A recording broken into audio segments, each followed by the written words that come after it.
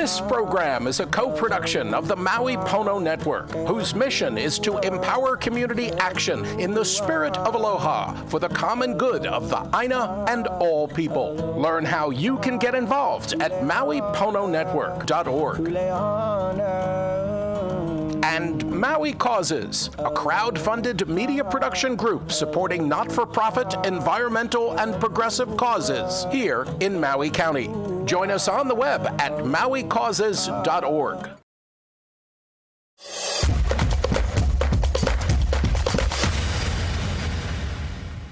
Welcome to the Pono Network.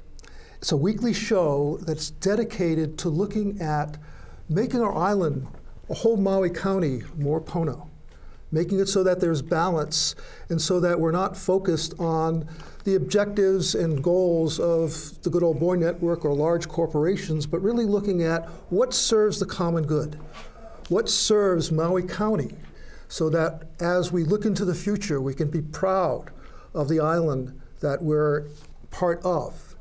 So part of that is if we're going to look at making systemic change here on the island, that means that we have to go to a deep level of what creates then the systems that govern our island. That means that it's really important at the 2018 election that we have the right people dedicated to supporting the common good, dedicated to supporting the people, the Aina, the Keiki, as we move forward so that in 7 generations, we could still be proud of the island that we're a part of now. So in order to do that, we are first supporting the candidates that are progressive, that are Pono, and we're in the process of interviewing those candidates now and selecting them. We have, at this point in time, selected a few of the candidates, and it's my great pleasure to have Tiare Lawrence here today with us as part of the candidates that we have really looked at thoroughly and really see that this is someone that we really want to support. This is someone that really serves the common good, that serves our community in a positive and uplifting way. So we'll be doing this and looking at all the different candidates throughout the Pono Network show as we do this on a weekly basis. And part of it also is looking at, in the systemic change process, specific initiatives, specific tasks that we can take on that could really change the island. For example, affordable housing. There's a lot that can be done in terms of making significant shifts so that people can afford to live here and not move off island. Also, when we look at professional manager here on island, again, we're an $800 million corporation, and to have the governance of that and the oversight of that be with someone who has those skills, I think is extremely important. And it certainly affects then the whole issue of nepotism that happens when you have a lot of people bringing in their buddies to take on offices. This can be eliminated through these types of changes that we're proposing and looking at. But in order to do that, we have to have the right representation. And again, that's where we have people like Tiare coming in to really look at the significant shifts that we need here on island. So, Tiare, thank you for coming, and thank you for being part of this interview and part of the Pono Network that we're looking at establishing here for candidates. Oh, thank you for having me. Yeah. So, Tiare, tell me a little bit about what motivated you to run for office and to really put yourself on the line like this so that you can serve the community? At the forefront of why I decided to run for office is because I have 2 beautiful children. And I really want to work towards protecting our high quality life here on Maui for future generations. And so at the forefront, they are my driving force, my will to do what I do today and my path forward. Yeah. I think that's so important as we look at the island and look at in terms of the future.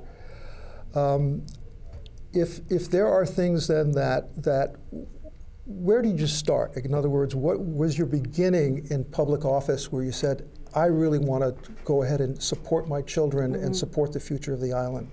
It was when I moved back to Maui back in 2009. I started to see all the changes. I had left Maui for almost 10 years, and I moved back home, and I seen the changes. I seen so many of my classmates have to move to the continent because they simply can't afford to own a home here in Hawaii. I've seen our beaches disappear to coastal erosion, just overdevelopment happening too quick without a holistic approach and balance to development and to sustainability. And so that kind of motivated me to run, especially after I had children. And that was kind of like, once I had kids, that was when I realized, I can't just be that person on the sideline anymore. I have a kuleana, I have a purpose to uphold, and that is to malama our keiki, but most importantly, malama Maui in general. Great. As you got involved and really dedicated yourself, now you ran for office last election. I did. So tell me about your experience with that and how close did you come to becoming elected? It was really close. I knew going in that most times running against powerful incumbents, you're looking at 2 to 3 times before you can get them out. So I went into it with that understanding. I didn't think I would get as close as I did, but the fact that I got that close tells me that Maui wants change. And so that was why I came back in 2018, because I owe it to my community to come out one more time, and I hope that they'll have my back again in August 11th. It takes a lot of time away from my family and my own personal kuleana to run for office. And I just hope that, this will be the year to really bring systemic change to our community. Thank you for putting in such effort, because I know it requires a tremendous dedication to really put yourself on the line and put yourself out there in a way where you're open for criticism and feedback and really looking at a lot of different people who may not have the same intention of supporting the island's future as you have. So thank you for doing that. I know it takes a lot to go ahead and dedicate yourself in that way, especially with your family and your kids. So thank you. Now, since you've ran, you then plugged in to really looking at supporting our community even further. What were some of the things that you got involved in? One organization that I've been fascinated by is HAPA. Yeah. I am blown away by how an organization can really support systemic change in a really significant and positive way. We had our first monthly meeting and lecture, and we had Gary Hooser come over as our first speaker. Awesome. And because Gary, to me, really represents a lot of the systemic shifts that we need to make, and what one individual can do is just, to me, amazing, and how he has supported not only Maui, but all the islands in a very significant way. So tell me a little bit about HAPA and your involvement, and then maybe a little bit about the Kuleana Academy also. Yes, so after the election, I wasn't sure what my path would be, but I knew that I needed to somewhat still be involved in my community. And so I was very fortunate that HAPA had reached out to me and asked me if I'd be interested in becoming a community organizer. I first started off as the project coordinator for the People's Congress, and that eventually led to my full-time position as a community organizer, where I am tasked with organizing around economic, social, and environmental justice issues here on Maui and throughout Hawaii. And part of that is also working on legislative policy bills at the state legislature as well as at the county level. And so I've been very fortunate to be able to organize around very important issues that have been affecting our community. And I've just been so blessed, especially with being able to graduate from the inaugural Kuleana Academy back in 2016. Had I not been a part of that academy, I would not have had the tools and resources that I needed to run a successful campaign. And so I'm just extremely grateful for all of our funders that support HAPA. I'm extremely grateful for Gary Hooser and all the board members and my executive director, Annie Frederick.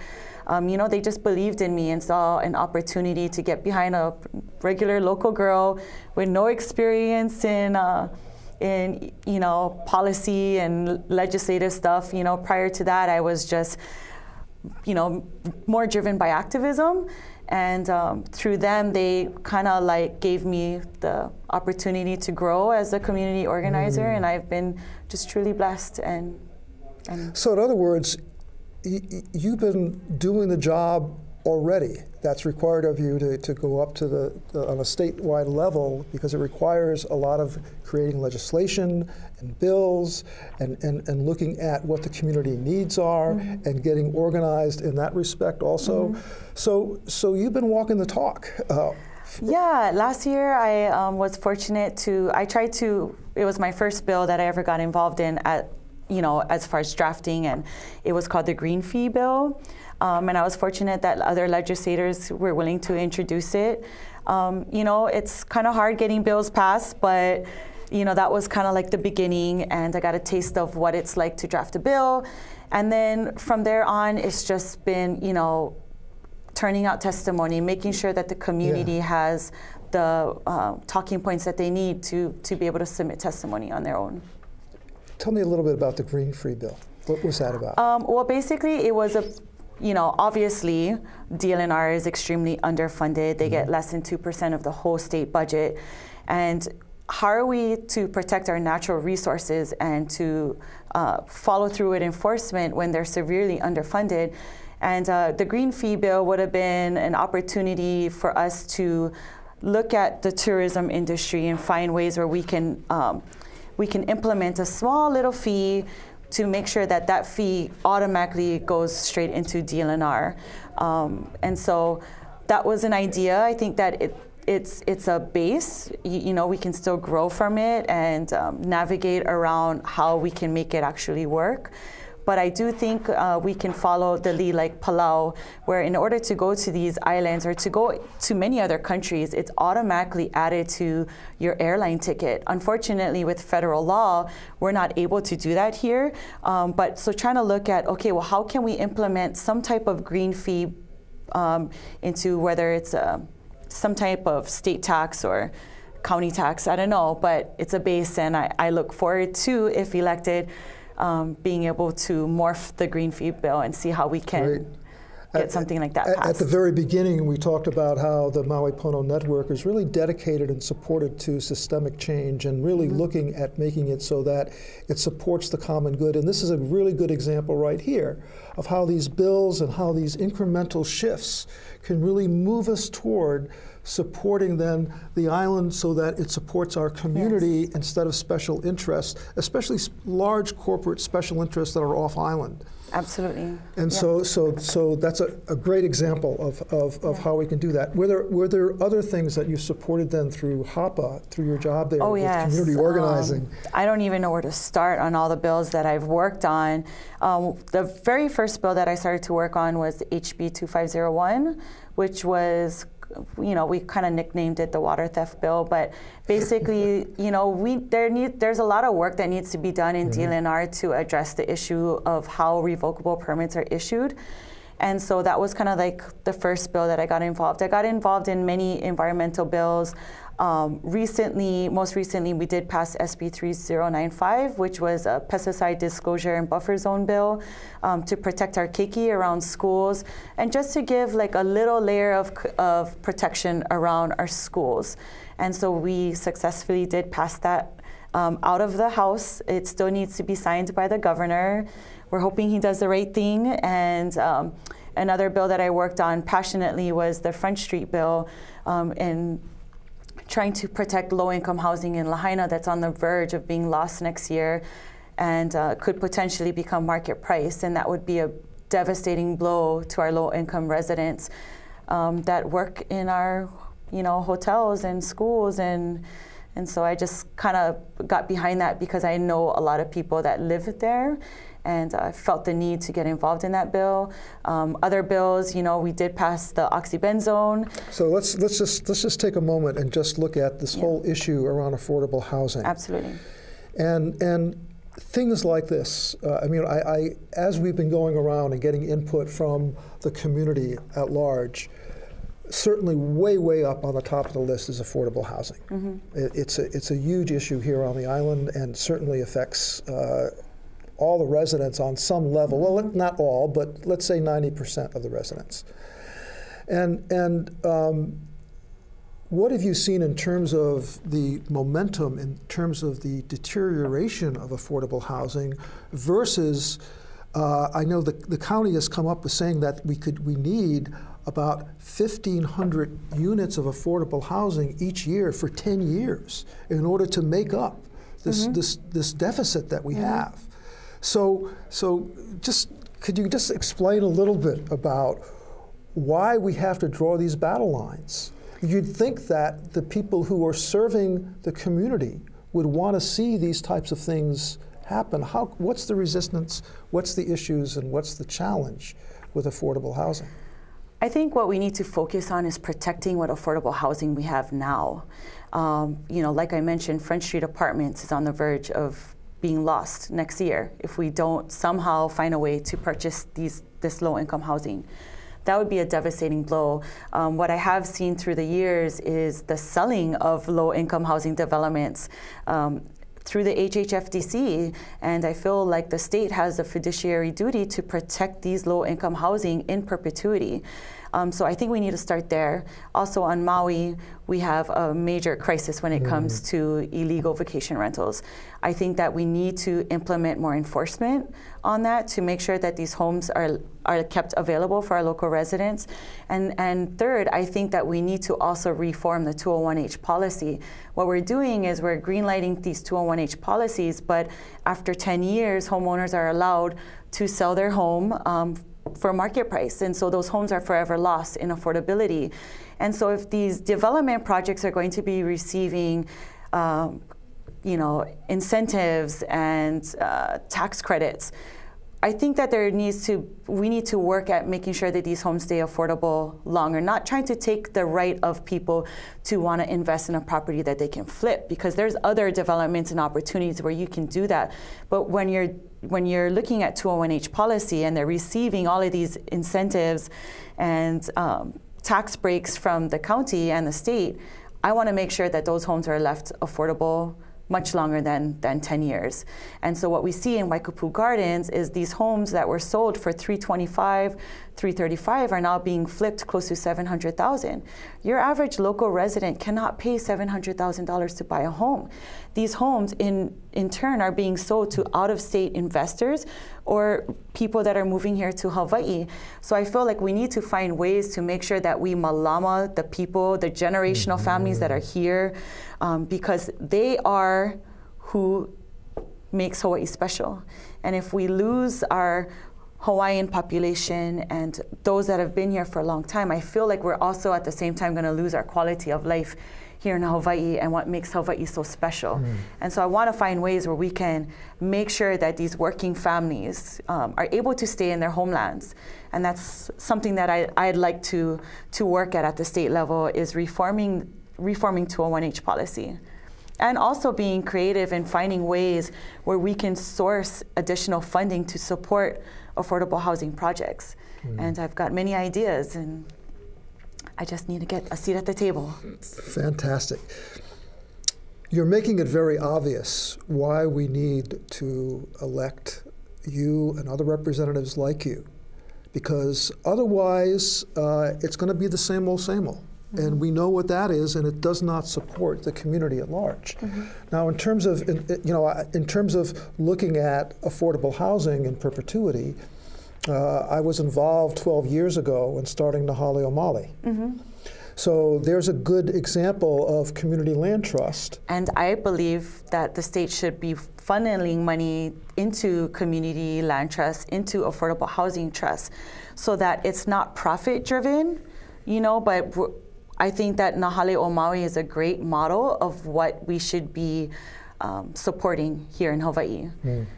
I agree. It's a model that we looked at. We actually got from Community Land Trust in New Hampshire, and they've been successfully doing this for 26 years. And it just made so much sense for not only Maui, but for all the islands. Absolutely. But again, I know of people who bought houses that if they were on the market and market price, you're looking at $750, and they were able to buy them for $280,000. But again, that stays affordable in perpetuity. They cannot flip the houses. They cannot do what you just mentioned, after 10 years. Yeah, and I think there's a lot of local families. I mean, with Nahaleo Maui, a lot of local families have benefited from their program. Yeah. But a lot of people here in Hawaii, they just want to survive. They just want a home that they can leave their children. A lot of people here they're not out to flip their home. They just want home base, And so I think that we need more of that here on Maui, especially. It's amazing at how there's been a flood of off-island investors purchasing large multi-million-dollar homes and then renting them out, and they don't even live here. I mean, that has such a significant impact to the whole affordable housing issue. Absolutely. And you mentioned about the illegal B&B as another source of that. There are, I heard one estimate of about 10,000 units right now that are out on the market. And that certainly does affect anyone who wants to have a rental unit. Definitely. I mean, local families will tell you they'll be renting a house, they get a notice saying you have to vacate, and then that unit ends up being on Airbnb. So, it's definitely had an impact on our local market. Yep. Tell me a little bit about your competition that you have running for the House seat. The difference is I am very community driven, and I'm very in my community. I show up to a lot of events. I show up to a lot of meetings that are important to my community. I've just been very actively involved. And when you look at as an incumbent, I always tell people to follow the money. And I'll leave it up to the community to do their own research, because I'm not here to talk negative about anybody, because I do believe he has done a good job at bringing in funding to Maui and funding projects at Kinke Kaulike and stuff like that. So I'm not gonna put my focus on that, but what I do want to tell the community of what I can do for them. Great. And so I like to emphasize more on that. Thank you. And the high road is always the best road. Yeah. I just want to let the community know that although I had lost and it was very close, I'm very grateful that I did lose, because it inspired me and motivated me to earn the trust of my community and to earn their vote this time around. And so I just really went balls to the wall in trying to community organize around important issues. We did suffer from a big flood early this year in Waihe'e, and actually I have friends that are farmers there, and they lost about 100-foot section of their traditional awai that was built hundreds and hundreds of years ago by our Kanaka, by our ancestors. And so there was something in me that just felt like I needed to do something. And what do I do best? I know how to put the information out to the community. I know how to get people to show up. And so in 6 weeks' time, we organized work days every 6 weeks. And in 6 weeks, we were able to restore a 100-foot section of an awai by hand, the traditional way, without using machines, without using heavy machinery. And so, that goes to show that there, when you put the kahea out and people are passionate, that we can do anything. And one of the reasons why we wanted to do it the traditional way is we wanted to minimize the impacts of sediment to our nearshore ecosystems, to our reef and to our muliwai, and to make sure that we didn't do more damage than we needed to.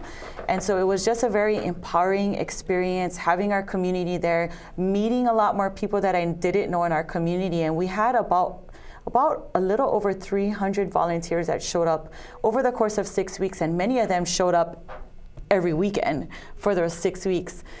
So that was something that I'm very proud of. Another one that's kind of been my baby and been involved with for a long time was the stream restoration of Kahoma Valley. And so about 8 years ago, we started to advocate for the need of stream restoration because Pioneer Mill had closed in West Maui. And so we sought the opportunity to get some water restored. We were able to get some water restored, and then about 2 years ago, we basically submitted an ag plan to Kamehameha schools and telling them, you know, like, you could give water to these guys who have been using the water to do tourism, water slides in old ditch systems and reservoirs, or you can support families that really want to grow food for our community and support us that is trying to restore an ecosystem. And so with that, we got the stream restored, and we have about 90% of the stream now flowing. And we now have 4 of the 5 o'opu species in Kahoma Valley. And back when the EIS was done for the flood channels and flood system there in Kahoma Valley, they doubted that our ecosystems would come back. In the EIS, they even said in the EIS, oh, well, the chances of us ever getting our waters restored is unlikely because it would most likely go towards development and towards the hotel industry. But, you know, we proved them wrong. We came together as a community, we fought for it, and we planted our first kalo in over 120 years last year on July 30th. And we're going to be harvesting that kalo in about 2 more weeks. And so, you know, Kahoma is a template of what stream restoration looks like, and that our nature and our ecosystems are so resilient if we give them the chance to come back. And so we want Kahoma to be that template, but we also want to turn Kahoma into the food basket that it once was in Lahaina. And so I've been very actively involved in that, and it's just been such an empowering experience the past 2 years. And so that going back to the 2016 election, I'm grateful I lost, because I don't know we would have been able to pull it off the way we did had I not been a full-time community organizer. So again, I'm just grateful to Hapa for allowing me to have this job. Thank you for doing that. And also, again, it really shows not only resiliency, but what happens when the community becomes resilient and really come together and say, wow, we can make the change and participate, volunteer, like the people did on the weekends. How long was the stream diverted before it got restored? 120 plus years of water theft. I grew up not having streams. You know, when we would have a big flood or a flash flood, we'd be so like excited, like, oh my gosh, there's a river. Not knowing that just 120 years ago, this river flew Mauka to Makai 365 days a year.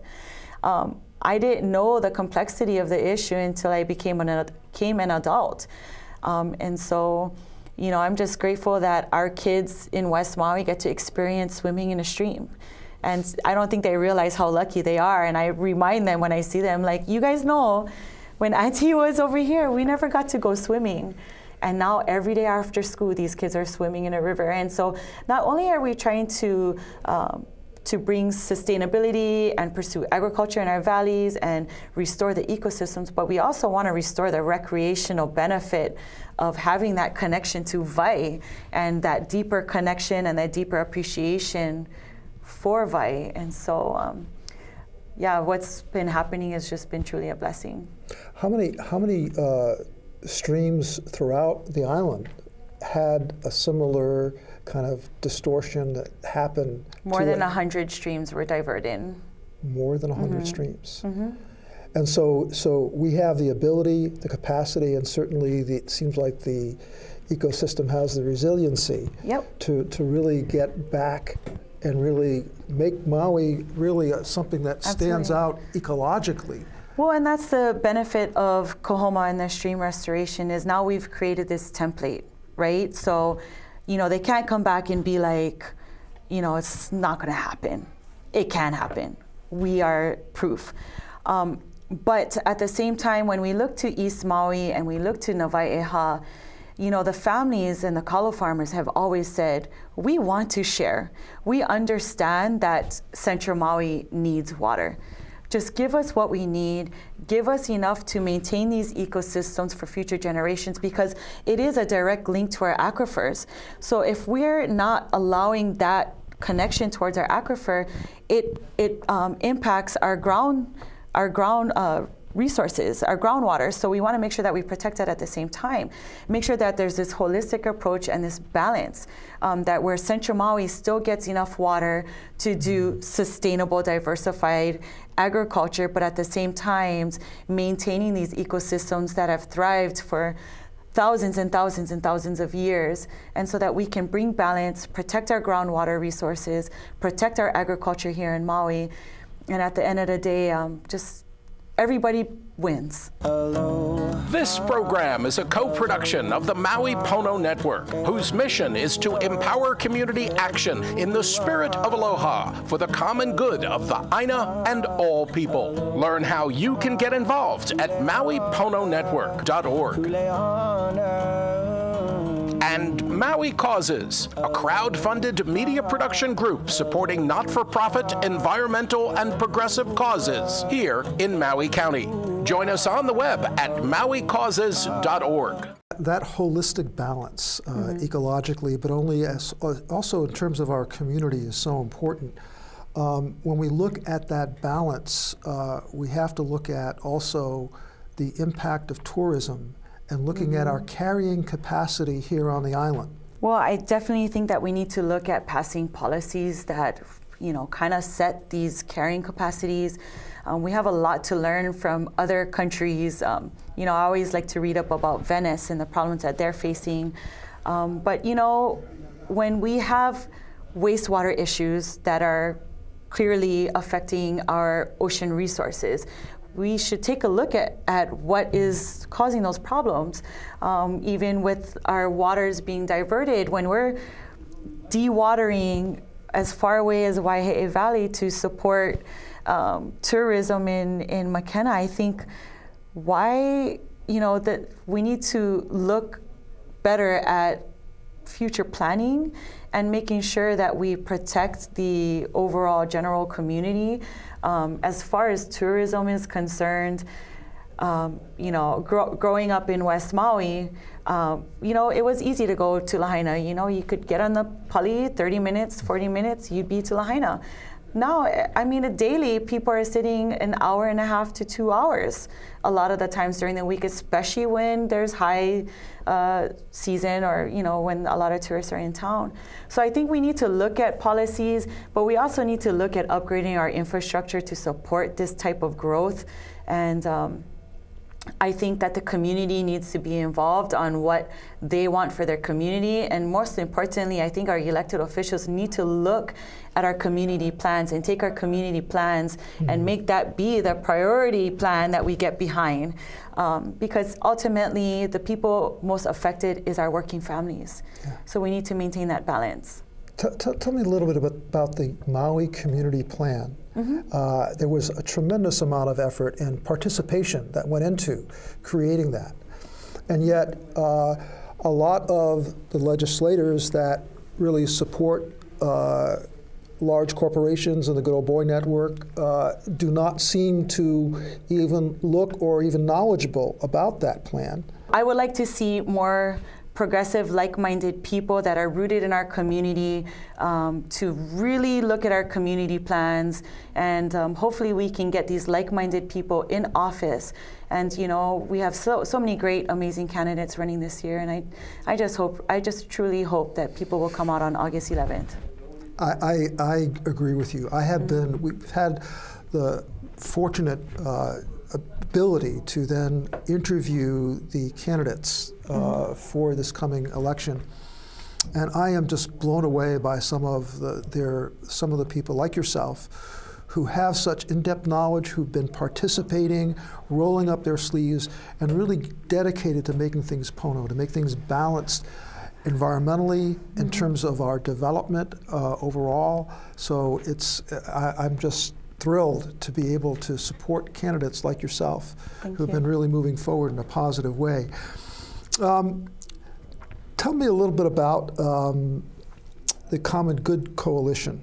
When I started this work, I working on different issues, whether it was the Oluwalu Siwa and various other issues, I saw the benefit in creating coalitions and reaching out rather than, sometimes we end up in our different silos, right? We're just working on housing, we're working in environmental, economic, advocacy.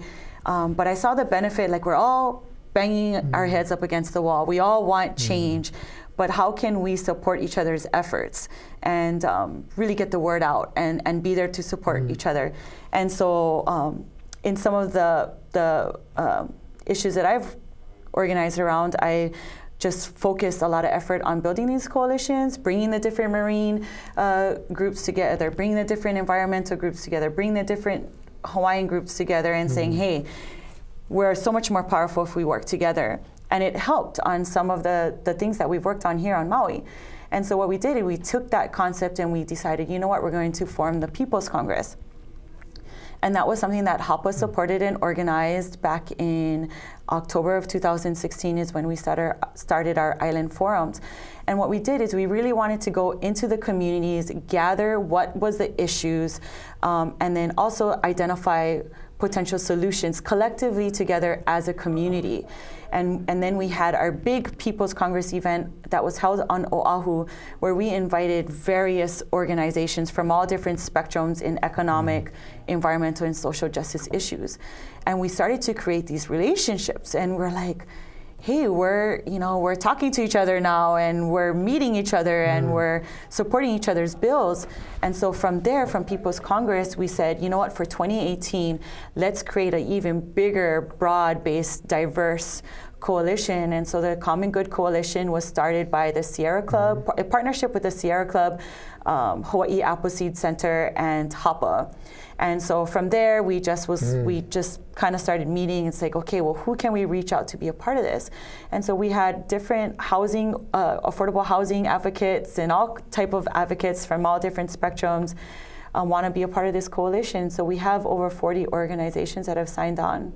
And anybody interested can go check it out at Common Good Hawaii or commongoodcoalitionhawaii.org, one of the two. Fantastic. It really, in many ways, the Maui Pono Network is formed on that very basis of the importance of community connections, networking, getting different organizations to work together collaboratively in alignment.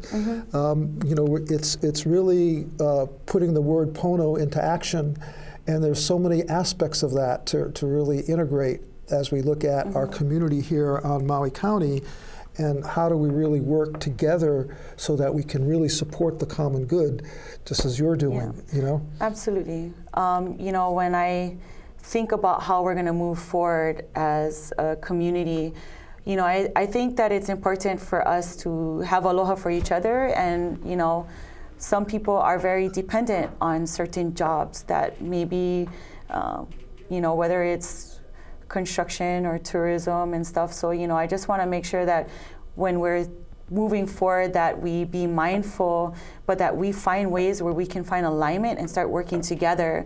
And so when I look at development, right, oftentimes the argument is we need jobs.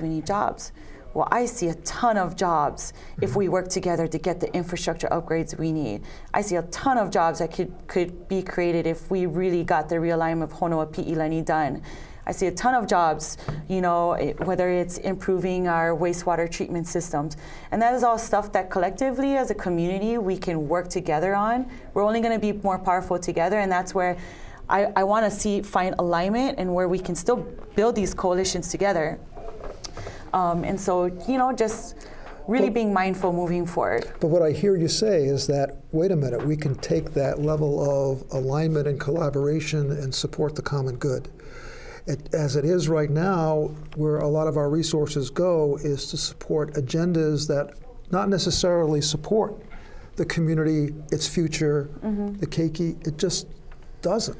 It might support us temporarily, short term, but then the effects on our quality of life. It may create a few jobs for a few people for a short time, but the aftermath and the repercussions for generations to come create such hardships and problems. But again, like you said, there's so many jobs, there's so many opportunities that could support not only then special interest and just a few people who want to make more money, but instead support the entire community and support us for generations to come. Hallelujah, what a way to go. Well, I think we need to look towards, we're so dependent on tourism. It's our main economic driver, tourism and military in Hawaii. But we have so much opportunity here. I mean, there's 27,000 acres. We should be trying to work towards creating new economic opportunities, creating a sustainable model here on Maui. You know, maybe I'm too much of a visionary, but I do believe that Maui could set the tone worldwide of what true sustainability is. And that's going to take the community coming together, collaborative, working together, finding solutions, electing the right people in office that have the same vision and are like-minded. But I think Maui could be the model. You know, when I look at different crops and opportunities and value-added food products that we can create here locally that has that signature Maui approval and logo on it, that there's so much opportunity here. You know, we just have to find ways where we're going to get those type of investors that are willing to invest into these sustainable economic models here. But also trying to find ways where we can get these lands into the hands of the public and to really serve public interest and to serve our community and to serve our people first. And that's something that I want to work towards. You know, there's so many places where you've already been actively working, and I just want to look at the seawall in Olowalu. Is that, you know, is another project that you've worked on. I think that exemplifies the types of things that we have to do as we come together as community and work collaboratively together.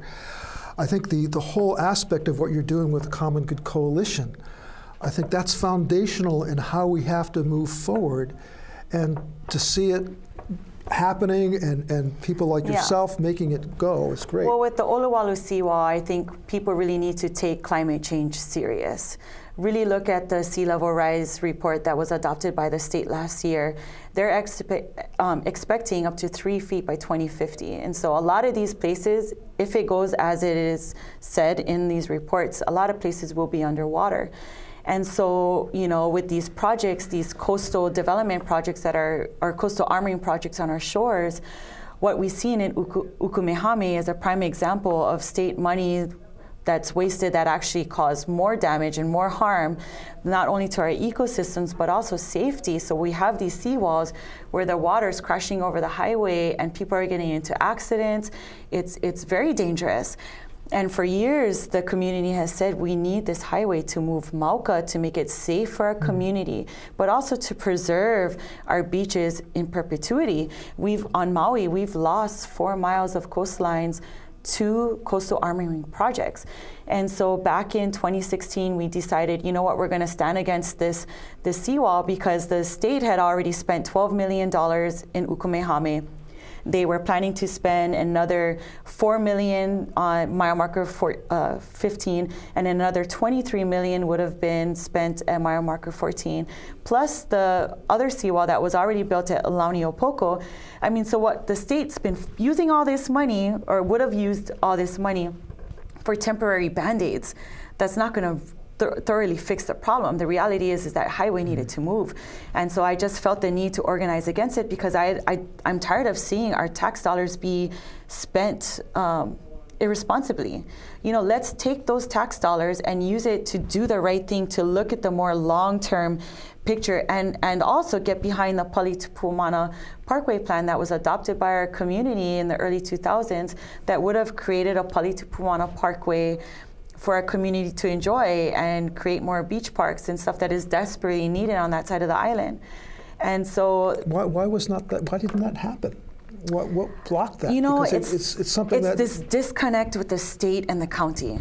The state, you know, Honolulu office, they're doing their own thing, you know, they're just to me personally, they're just disconnected to the needs on Maui.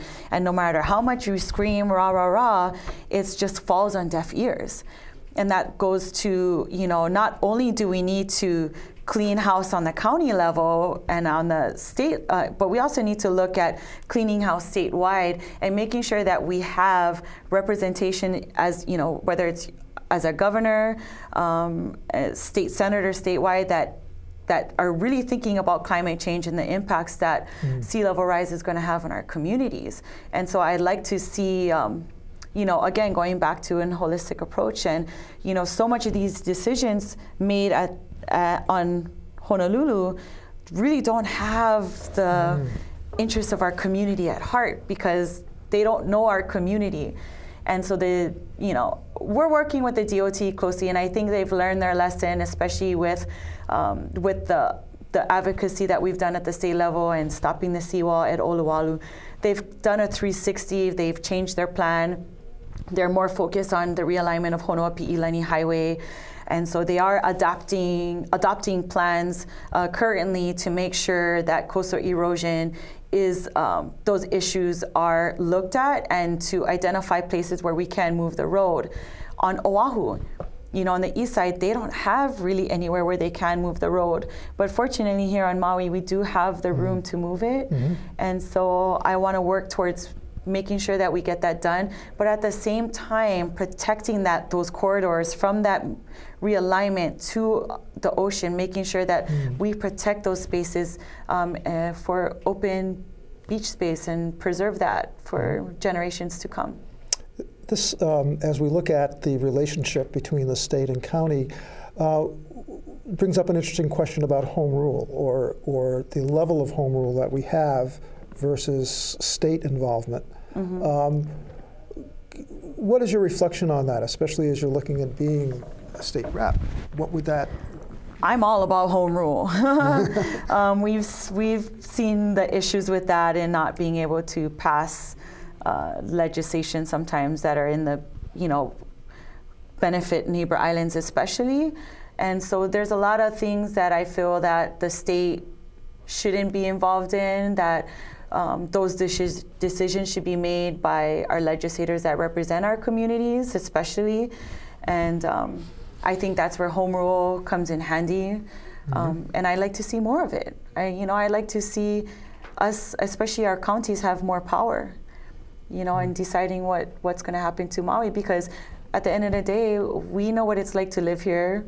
The legislators on Oahu don't know what it's like to live on Maui, don't know the cost of living, don't know, Well, they're certainly doing their plans. I mean, just look at the airport and what's happening there when you see those cranes. And that's where whoa. I see a disconnect. There is this disconnect. And so I like to see more power be in the hands of the community. And especially even with our state roads, I think that we need to have more control locally rather than the state. It's another reason why we need to get you over there so that you can really truly represent Maui County.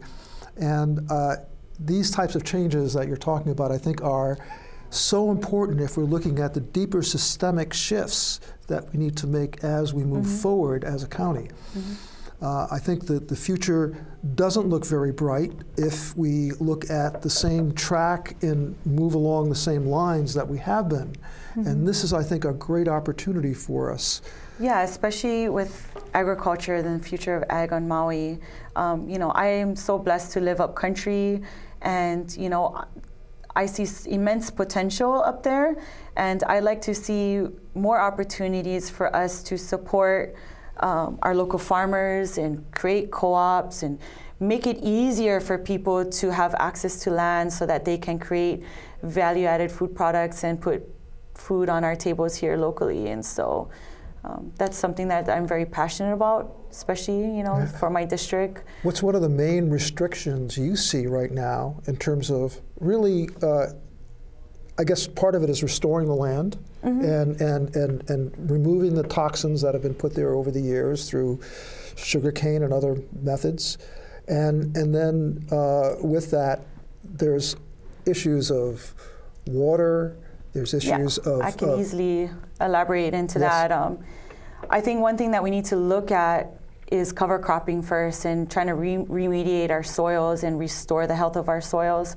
That is something that we should start doing. But when it comes to water, is a major issue for upcountry Maui, especially. We have a long wait list of people, generational families that have been waiting for 17, 20 years for a water meter.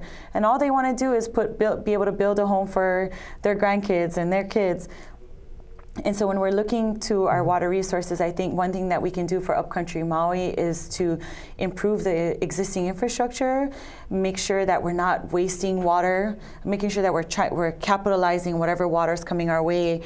During the East Maui water case, it was estimated that every day 41 million gallons of water a day is wasted because of poor infrastructure. I mean, these systems are so just leaking 100 pipes plus leaking pipes, cracked concrete, cracked reservoirs, and so you have these slow leaks all over along the system. And so one thing that I want to push is if these private companies are going to have access to, or going to be able to get these long-term leases, one of the main things that they have to do is repair these systems, line the ditch systems, and making sure that we're not wasting water, where we can maximize water. Looking at new technology where there is technology where you can use sluice gates, and on heavy stream flow, you lift her up and you take more water in. On low flow days, you put it down, and making sure that Mauka to Maikai connectivity is still protected. We can look at, for upcountry Maui in particular, I would definitely support the state funding the build out of another reservoir upcountry, because I do think it's needed. But those are things that we can all work at the state level, and that I like to be a part of that, because water has always been important to me. And I always say, e ola ika vai, water is life. And so the life of our community, the life of our agriculture opportunities, our tourism opportunities, everything is kind of dependent on maintaining these systems in perpetuity. And so, just protecting our quality of life here on Maui. I see such a distinction from your stance versus other people's stance, and some of them are in office, where it's more short-term gain. Short-term gain in terms of development or construction, looking at things in terms of further development of tourism outside of our carrying capacity. All these different things bring short-term profits, but I keep on hearing you say, this is about generations. This is about supporting new infrastructure. This is about really looking at how we can make this island great for the long term. And I think when it comes time to voting, I think people really have to realize there's a distinction between the Pono candidates that we're supporting and those we are not. And to me, that's a big part of the distinction right there, as you keep on illustrating with your vision. But also, it seems like it's been an integral part of your connection with community, and looking and really going through and doing your due diligence and getting involved and getting engaged. I see some politicians that are not engaged. They do their thing, they have their little network, but they're not really involved with the community, certainly like you are at this point in time. So this is the type of shift that we need. I guess when we talk about, for the Maui Pono Network, systemic change, this is the type of thing we're referring to, and having representatives like yourself be there. I think there's a shift happening. I think people are getting more engaged. I think people are a lot more aware now, and so I'm very hopeful for Maui's future. I'm just amazed at, just through all of our work days and community organizing the past 2 years, that the younger generation especially is starting to show up a lot more. So I look forward to the election, and I just pray and I hope that people just take the time and the effort to show up. I just want to say just a few things about the upcoming election. Last election, there was about 62% of the voters voted by mail, absentee ballots. And especially for running for state seats, it's extremely important, the primary. So I guess what we'd like to encourage voters to do is to participate in the primary election. Yes. Especially when it comes to state seats. Yes. It's extremely important. I guess you could look at the primary, which is August 11th, is kind of the key time for the state Senate and reps. But again, I think that now's the time to really look at also the absentee ballots, because they're going to be coming up in the not too distant future. Yes. And be mailed in. So I guess one thing that we'd like the viewers to do, this coming election, there'll be an opportunity for absentee ballots. There'll be also opportunities for the general election, but the primary is key right now for the states, all the state seats. So please get out and vote. Whether it be absentee ballots, you can go at the MauiPonoNetwork.org. You can register there through the links that we have for absentee ballots. So please participate in the election process. Please participate in really supporting the common good. Please support in really making the shifts and changes that I think Maui really needs at this point in time. It's a crucial juncture. We're moving from a plantation-type society into more of I guess you could say, a community that can be a model for the rest of the nation. I just want to, let my community know that I'm ready to work for them. I'm willing to make a lot of sacrifices to represent them at the state level because I feel that it is important. I have the will and the drive and the energy to bring forth new solutions and ideas. And at the end of the day, I just want people to give me a chance. Get behind someone new and someone young and who just really is very passionate about her community. And also has the progressive ideas, who believes in community, who really supports the common good, and has shown significantly through your actions you've had in the past. Thank you, Tiare. This program is a co-production of the Maui Pono Network, whose mission is to empower community action in the spirit of aloha for the common good of the Aina and all people. Learn how you can get involved at MauiPonoNetwork.org. And Maui Causes, a crowd-funded media production group supporting not-for-profit, environmental, and progressive causes here in Maui County. Join us on the web at MauiCauses.org.